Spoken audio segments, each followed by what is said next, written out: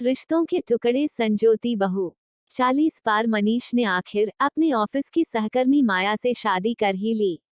माया जहां एक अनाथ लड़की थी, अपने चाचा चाची के पास पली बड़ी, वही दूसरी ओर मनीष की केवल माताजी है। पिताजी का स्वर्गवास उसके छोटी उम्र में ही हो गया था। माया ने आते ही घर का सारा काम बहुत अच्छे से संभाल लिया।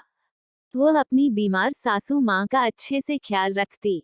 लेकिन शादी के बीते 1 साल बाद उसने एक आदत बना ली थी। वो अब अपनी सासू माँ के पास बैठकर कुछ नहीं खाती थी। पहले तो दोनों सास बहू साथ में ही खाना खाती थी। माया की सास पहले रसोई के काम में हाथ भी बंटवाती थी, इसलिए उनको सब पता होता था कि रसोई में किस डब्बे में क्या रखा है। लेकिन अब बीमारी के कारण वो रसोई में भी नहीं जा पाती थी। माँ, ये लीजिए चाय बिस्किट। शाम को हाल में अपनी सास को चाय बिस्किट पकड़ाकर माया खुद थोड़ा दूर अपनी चाय लेकर पीने बैठ गई। वो एक लाल रंग के डब्बे में से निकालकर खुद भी कुछ खा रही थी।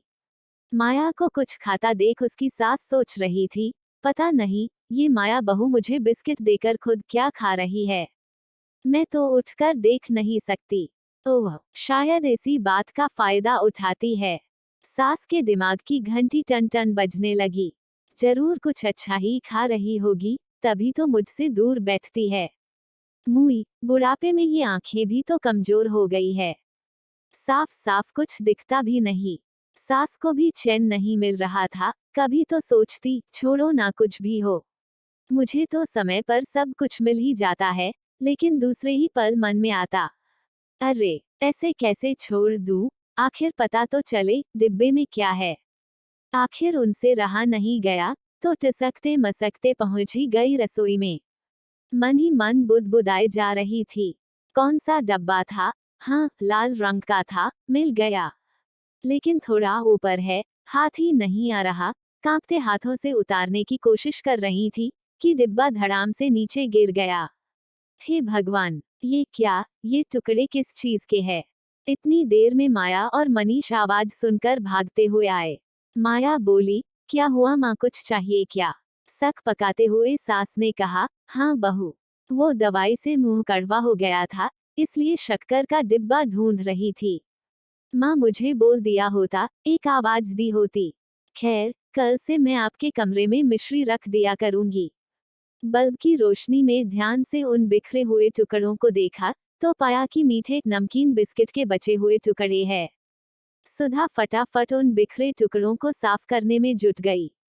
बिखरे हुए वो बिस्किट के टुकड़े मानो कांच की तरह सास के मन को भेद रहे थे। कितना गलत सोच रही थी मैं। बहू मुझे साबुत बिस्किट देकर खुद टूटे और बचे हुए टुकड़े खाती है। छी, अपनी ओछी सोच पर सास को शर्म आ रही थी।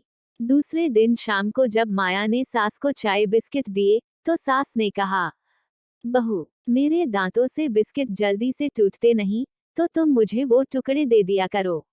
अरे नहीं माँ, वो तो जब भी कोई नया पैकेट खोलती हूँ, कुछ टुकड़े निकल ही जाते हैं।